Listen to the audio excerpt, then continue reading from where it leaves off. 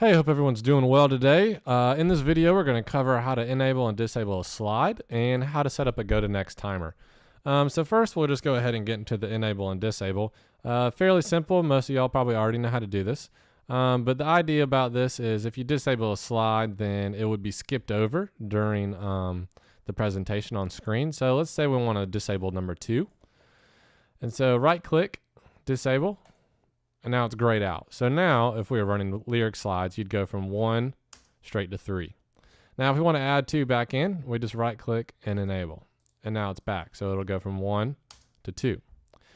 If we wanted to do certain slides, then we can command-click, all these right here, right-click, and then disable.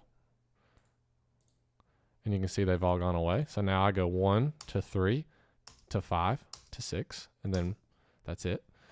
And then if I wanted to bring them back in, I'll command click them again, right click and enable. And that's really it for disable and enable. Really, you're going to use these just on Wednesday nights if your worship leader wants to adjust some lyrics and if you have any unnecessary slides. The second thing we're going to talk about is the GoToNext timer. This can be a useful tool for rotating slides at the beginning or end of service and maybe some scripture that you have that's going to rotate. So we'll just go ahead and go over that. There's a couple different ways to do it. If we wanted, so we're in our training doc right now. If we wanted our whole document to have a timer, then we'll click just this clock drop down. And this is the number of seconds per slide. So we'll do 2 seconds per slide. And now you see in the top left corner, it's 2 seconds for each slide. And then this little return arrow at the end goes back to 1. So let's say we start at 7. And after 2 seconds, it switches to 8. And then after 2 seconds, this will go back to 1. So it just keeps going. Now, if I want to remove all those, I'm just going to press remove all, and they're all gone.